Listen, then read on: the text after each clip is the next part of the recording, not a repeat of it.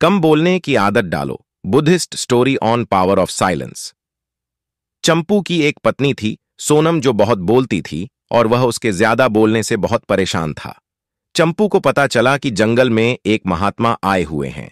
वह अपनी पत्नी सोनम को उनके पास लेकर जाता है और कहता है कि मुनिवर, कृपा करके आप इसे समझाइए। यह बहुत बोलती है। मेरे मना करने के बाद भी इसका मुंह दिन भर चलता ही रहता है। मैं इसे कितना समझाता हूं कि कम बोलाकर चुप रहना सीख, लेकिन नहीं, और हर बार इसकी वजह से लड़ाई होती है। महात्मा मुस्कुराए और बोले, मैं तुम्हें इस बात को एक कहानी की मदद से समझाता हूं। मेरे गुरु का एक शिष्य था जो बहुत बोलता था। वह हर समय इधर उधर की बातें करता था और कभी शांत नहीं रहता था। जब वह दान लेने के लिए जाता तो हर घर से एक नई कहानी लेकर आता और आश्रम के दूसरे शिष्यों को सुनाता, और एक शिष्य की दूसरे से बुराई करता, चुगली और दूसरों के सामने अच्छा बनने का प्रयास करता और खुद के मुंह की तारीफ करता रहता, और हमेशा खुद को गुरु के सामने सबसे बुद्धिमान और उत्तम साबित करने का प्रयास करता।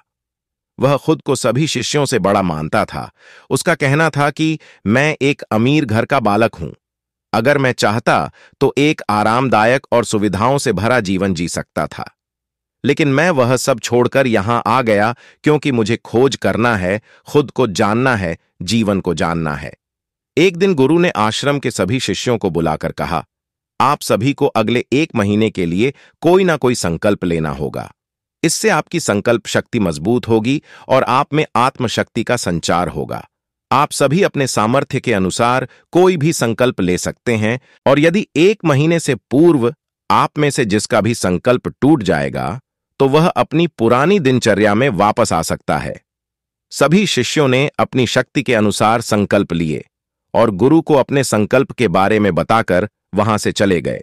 लेकिन वह शिष्य जो खुद को सबसे अलग दिखाना चाहता था, वह सीधे गुरु की कुटिया में पहुंच गया और बोला, मैं कोई छोटा मोटा संकल्प नहीं लेना चाहता, बल्कि खुद के ही जैसा एक महान संकल्प लेना चाहता हूं। कृपया आप ही बताएं मुझे क्या संकल्प लेना चाहिए।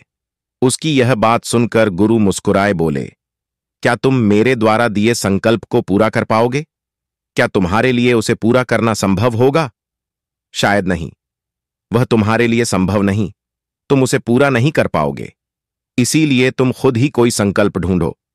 शिष्य ने कहा, आप जो भी संकल्प मुझे देंगे मैं जरूर उसे पूरा करूंगा।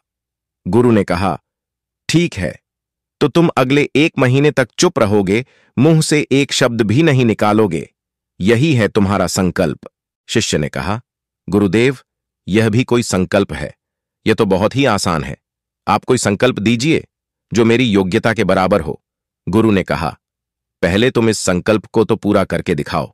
शिष्य ने गुरु की बात मान ली और वह उसी समय चुप हो गया और पलटकर कुटिया से बाहर चला गया। उसे चुप रहना बहुत आसान लग रहा था। उसने एक दिन तो जैसे तैसे चुप रहकर काट लिया, लेकिन दूसरे दिन से उसके मन में न बोलने का बोझ बढ़ने लगा, और तीसरे दिन उसे भारीपन महसूस होने लगा, और चौथे दिन उसके अंदर एक अजीब सी बेचैनी होने लगी, क्योंकि आसपास आश्रम के सभी शिष्य एक दूसरे से बातें कर रहे थे। वह भी अपना पक्ष उनके सामने रखना चाहता था, क्योंकि वह उनकी बोलती बंद कर देना चाहता था, लेकिन उसका संकल्प उसके आगे आ रहा था। इसीलिए वह पूरे दिन सिर्फ और सिर्फ आंखें ही बनाता। इसी तरीके से कुछ दिन और बीते और वह शिष्य बीमार पड़ गया। उसका सिर फटा जा रहा था। उसका खाने पीने तक का मन नहीं करता था। वह सिर्फ बोलना चाहता था। वह गुरु के पास गया और उनके सामने बैठकर लिखकर उन्हें बताया, गुरुदेव, मैं बोलना चाहता हूं। बिना बोले मुझे सांस नहीं आ रही है। मेरा दम घुटता जा रहा है। मैं अंदर ही अंदर पागल हुआ जा रहा हूं। मैं क्या करूं? संकल्प तोड़ दूं क्या? यह पढ़कर गुरु मुस्कुराए और बोले, संकल्प तोड़ने के लिए नहीं होते, लेकिन जो अपने संकल्प को पूरा कर लेता है वह अपनी आंतरिक शक्ति को बढ़ाता है, और जो अपनी आंतरिक शक्ति को बढ़ा लेता है वह समाज और जागृति की राह पर आगे बढ़ जाता है। संकल्प का लेना भी तुम्हारे हाथ में था और इसे तोड़ना भी तुम्हारे हाथ में है। तुम्हारे बहुत से भाई अपने संकल्प को तोड़कर अपनी पुरानी दिनचर्या पर वापस आ चुके हैं। अगर तुमसे नहीं हो पा रहा तो तुम भी संकल्प तोड़कर अपनी पुरानी दिनचर्या पर वापस जा सकते हो। लेकिन याद रहे, अगर आज तुम इस छोटे से संकल्प को नहीं संभाल पा रहे तो तुम अपनी बाकी की पूरी जिंदगी को कैसे संभाल सकोगे? बाकी फैसला पूरी तरह से तुम्हारे हाथों में है। गुरु की यह बात उस शिष्य के दिल में चोट कर गई। वो बिना कुछ बोले वहां से वापस चला गया और खुद को अपनी कुटिया में बंद कर वह केवल अपने जरूरी कामों के लिए ही कुटिया से बाहर निकलता। बाकी सारे समय कुटिया के अंदर ही बैठा रहता। 15 दिन बीत चुके थे और आश्रम के लगभग सभी शिष्यों का संकल्प अब तक टूट चुका था, लेकिन उसका संकल्प अभी भी जारी था। संकल्प लेने के बाद से अब तक उसने एक शब्द भी नहीं बोला था। सारा आश्रम हैरान था कि इतना बोलने वाला इंसान चुप कैसे हो सकता है। 15 दिन बीतने के बाद वह दोबारा अपने गुरु के पास गया और लिखकर बताया, हे गुरुदेव, मैं बाहर से तो चुप हूं, लेकिन मेरे भीतर बहुत सी आवाजें हैं, बहुत सी चीख पुकार और शिकायतें हैं। मैं अंदर ही अंदर बात करता रहता हूं। मेरा मन तरह तरह के प्रश्न पूछता है। मैं बाहर से जितना शांत हूं, भीतर से उतने ही शोर शराबे से भरा हुआ हूं। क्या इस तरह संकल्प अभी भी है? गुरु ने कहा, हां, तुम्हारा संकल्प अभी भी जारी है, लेकिन जब तक लोगों की यह आवाज तुम्हारे कानों में पड़ती रहेगी, तुम्हारा मन बोलता रहेगा, क्योंकि ये तो इसकी आदत है। तुम भले ही बाहर से चुप रहो, लेकिन तुम अंदर ही अंदर बोलते रहोगे।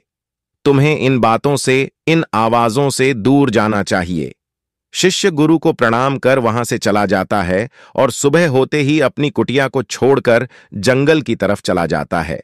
कई दिन बीत जाते हैं, संकल्प का समय भी पूरा हो जाता है, लेकिन शिष्य लौट कर नहीं आया। आश्रम में सभी को डर था कि कहीं जंगली जानवरों ने उसे अपना निवाला न बना लिया हो। इस बीच ढूंढने की बहुत कोशिश की गई, लेकिन वह कहीं नहीं मिला। गुरु भाइयों ने मान लिया था कि जंगली जानवरों ने उसे अपना शिकार बना लिया है, लेकिन गुरु को ऐसा नहीं लगता था। एक दिन आश्रम का एक अन्य शिष्य गुरु के पास आया और बोला, गुरुदेव, हमारे उस अधिक बोलने वाले भाई के साथ क्या हुआ होगा? क्या जानवरों ने उसे मार दिया होगा? गुरु ने कहा, हो सकता है कि जानवरों ने उसे अपना शिकार बना लिया हो, लेकिन उसके न लौटने की एक दूसरी वजह भी हो सकती है। शायद उसे वह मिल गया है जिसके लिए वह गया था। फिर शिष्य ने पूछा, ज्यादा बोलना इतना खतरनाक हो सकता है? गुरु ने कहा, इंसान के जीवन के बहुत सारे दुखों में से एक दुख यह भी है कि वह कभी चुप नहीं रह सकता, हमेशा कुछ ना कुछ बोलता ही रहता है। सिर्फ हमारे बोलने के कारण हमारे आधे से ज्यादा दुख पैदा होते हैं। हम में से कोई भी चुप नहीं रहना चाहता। हम बस सामने वाले को सुना देना चाहते हैं। जो भी हमारे मन में है, सब निकालकर उसके मन में बैठा देना चाहते हैं। उसे समझा देना चाहते हैं कि देख, तू गलत है और मैं सही। इस तरीके से सुनाने और सुनने का यह काम जिंदगी भर चलता रहता है, लेकिन ना समझी में हम अपना समय, अपना जीवन, अपनी समझ और सबसे महत्वपूर्ण वो कीमती पल जिनको जिया जा सकता है, जिनको अनुभव किया जा सकता है, जिनमें आनंद को प्राप्त किया जा सकता है, यह सब खो देते हैं। लेकिन इसके बदले हमें मिलता क्या है? सब व्यर्थ और बर्बाद हो जाता है। शिष्य ने पूछा, तो फिर इसका समाधान क्या है? गुरु ने कहा, पूरी जागरूकता के साथ अपने विचारों को देखना, यही एकमात्र तरीका है। सारी मानसिक समस्याओं का वर्तमान में रहकर चिंतन करना, पूरी जागरूकता के साथ अपना काम करना जिंदगी में चमत्कारिक बदलाव ला देता है। उसके बाद वह शिष्य गुरु से अपने प्रश्नों का उत्तर पाकर उनको प्रणाम करके वहां से चला गया। 3 महीने का समय बीत चुका था, लेकिन उसकी कोई खबर नहीं मिली थी। अब तक तो सभी गुरु भाइयों ने भी उसके वापस लौटने की उम्मीद छोड़ दी थी, लेकिन एक दिन वह आश्रम लौट आता है। लेकिन जो अब यहां से गया था, वह कुछ और ही बनकर वापस आया था। उसके अंदर एक गजब का बदलाव महसूस किया जा सकता था। उसके चेहरे पर एक गजब का ठहराव और आंखों में शांति थी। आश्रम में आते ही सभी गुरु भाइयों ने उसे चारों तरफ से घेर लिया और बातें करने लग गए। वह भी अपने गुरु भाइयों से बातें करने लगा। उससे बात करने वाले सभी ने यह अनुभव किया कि अब वह पहले जैसा उतावला और बातूनी नहीं रह गया था। उसके मुंह से एक एक शब्द बहुत ही सुलझे हुए और मधुरता के साथ निकल रहे थे। थोड़ी देर तक गुरु भाइयों से बात करने के बाद वह सीधा गुरु की तरफ चला गया। उसने गुरु के चरण छुए और कहा, गुरुदेव, क्या मैं अब मौन हूं? क्या अब भी मेरा संकल्प जारी है? गुरु ने कुछ देर तक शिष्य की आंखों में बड़े ध्यान से देखा और कहा, हां, तुम अब भी मौन हो। तुम्हारे मुंह से एक भी शब्द निकल नहीं रहा और तुम्हारा संकल्प अभी भी जारी है। शिष्य ने कहा, गुरुदेव, जब मैं आश्रम से गया तो मैं मुंह से तो चुप था, लेकिन मेरे अंदर बहुत सी आवाजें थीं। मन में बहुत से प्रश्न थे और वह बंद नहीं हो रहे थे। तो मैं जंगल में चला गया इस उम्मीद से कि वहां मुझे शांति मिलेगी और मेरे मन की बकबक कम हो जाएगी। लेकिन मैं जितना एकांत में जाता गया, मेरे अंदर की आवाज उतनी ही तेज होती गई।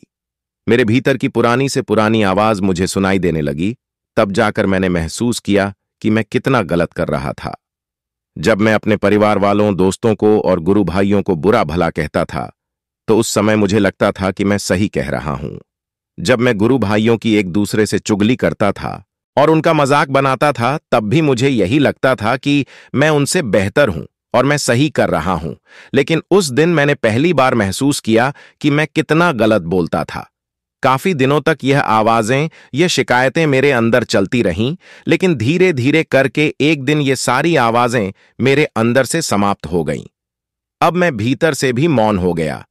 उस घने जंगल में बाहर से कोई बोलने वाला नहीं था और भीतर कोई आवाज बची ही नहीं थी, और मैं उस दिन पहली बार मौन का सही अर्थ समझा था। मेरे चारों तरफ बहुत शांति थी। हालांकि अभी भी कुछ आवाजें आ रही थीं जो पहले भी आई थीं, लेकिन मैं उन्हें सुन नहीं पाता था। पर अब वह सभी आवाजें मुझे स्पष्ट रूप से सुनाई दे रही थीं। हवा के चलने की आवाज, चिड़ियों के चहकने की आवाज और पानी के बहने की आवाज। ये सभी आवाजें मैंने पहली बार पूरे होश पूर्वक सुनी अपने चारों तरफ। इतनी शांति मैंने पहले कभी महसूस नहीं की थी। तो इस शांति को भंग करने के लिए मैंने पहली बार अपने मुंह से कोई शब्द निकाला। मैं चिल्लाया, हे ईश्वर, ये कैसी शांति है? सभी कुछ इतना शांत क्यों है? ऐसा क्या हो गया? लेकिन मेरे चिल्लाने के बाद भी शांति भंग नहीं हुई। सब कुछ पहले जितना ही शांत था, बाहर भी और भीतर भी है। गुरुदेव, मैंने अपने गुरु भाइयों से बात की, मैंने आपसे बात की, मैं बोल रहा हूं, मैं चल रहा हूं, मैं सब कुछ देख रहा हूं, लेकिन मैं अपने भीतर एकदम एकांत में हूं। तब भी भीतर से अकेला एकांत में होता हूं। जब मैं खुद में भी शोर करना चाहता हूं, तब भी एकांत में ही होता हूं। अब सब दिखाई पड़ने लगा है, सब सुनाई पड़ने लगा है। गुरु ने कहा, जब तक हम बाहर की तरफ बोलते रहेंगे, भीतर अशांति ही रहेगी। लेकिन जिस दिन हम भीतर की तरफ मुड़ जाएंगे, तब हमारे मुंह से कुछ भी निकलेगा। हम शांत ही रहेंगे। दुनिया में जितनी भी बुराइयां हैं, ज्यादातर हमारे बोलने से ही उत्पन्न होती है, क्योंकि हम चुप रहना नहीं चाहते। हम जितनी जरूरत है उससे कहीं ज्यादा बोलते हैं। हम सामने वाले को सुनना नहीं चाहते, बल्कि उसकी बोलती बंद कर देना चाहते हैं। उसे समझा देना चाहते हैं कि मैं कौन हूं, मैं क्या कर सकता हूं, और यही हमारी जिंदगी का मकसद बनकर रह जाता है। हम ऊर्जा व्यर्थ के बोलने में बर्बाद करते हैं। ऐसे ही समाज में लोगों का जीवन दुखों से भर जाता है, जो हमेशा एक दूसरे को सुनाने में लगे रहते हैं। कभी एक दूसरे को सुनना नहीं चाहते, समझना नहीं चाहते, और चुप रहना तो उन्होंने कभी सीखा ही नहीं, क्योंकि चुप रहना उन्हें छोटा महसूस करवाता है। दुनिया की सभी लड़ाइयों का कारण हमारा बोलना ही है, इसलिए हमें सिर्फ उतना ही बोलना चाहिए जितना जरूरी हो, क्योंकि व्यर्थ का बोलना ऊर्जा को नष्ट करना है, और यह बोलना ही हमें कभी अपने भीतर की ओर लौटने नहीं देता, क्योंकि यह हमें बाहर की ओर खींच कर रखता है, और बाहर है ही क्या इस संसार के अलावा। लेकिन अगर अपने भीतर के संसार की ओर मोड़ना है, तो इस मुंह को बंद ही रखना चाहिए। इसीलिए जितने भी बुद्ध हुए, आत्मज्ञानी हुए, वह सभी एकांत की ओर भागे, ताकि उन्हें ज्यादा ना बोलना पड़े, ज्यादा ना सुनना पड़े। वह एकांत में रहे और शांत रहे, इसीलिए आसानी से भीतर की यात्रा कर पाए। लेकिन अगर कोई चाहे तो इस संसार में रहकर भी एकांत में रह सकता है, शांत रह सकता है, लेकिन इसके लिए उन्हें अपनी ऊर्जा बचानी होगी, जिसे वह अब तक अपने व्यर्थ के शब्दों में बर्बाद कर रहे थे। दोस्तों, इस कहानी की सीख यही है कि व्यर्थ का बोलना ऊर्जा को नष्ट करना है।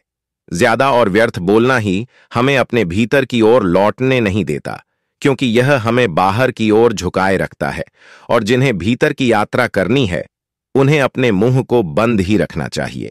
मुझे उम्मीद है कि आपको यह Buddhist story on power of silence कहानी पसंद आई होगी। दोस्तों, आज की यह कहानी आपको कैसी लगी और इस कहानी से आपको और क्या सीखने को मिला, कृपया यह हमें कमेंट करके बताएं। साथ ही अगर आपको यह कहानी पसंद आई और ये आपके लिए उपयोगी लगी हो तो इस वीडियो को लाइक और हमारे YouTube चैनल को सब्सक्राइब कर दीजिए और इस कहानी को अपने दोस्तों के साथ जरूर शेयर करें। अपना कीमती समय इस वीडियो को देने के लिए धन्यवाद।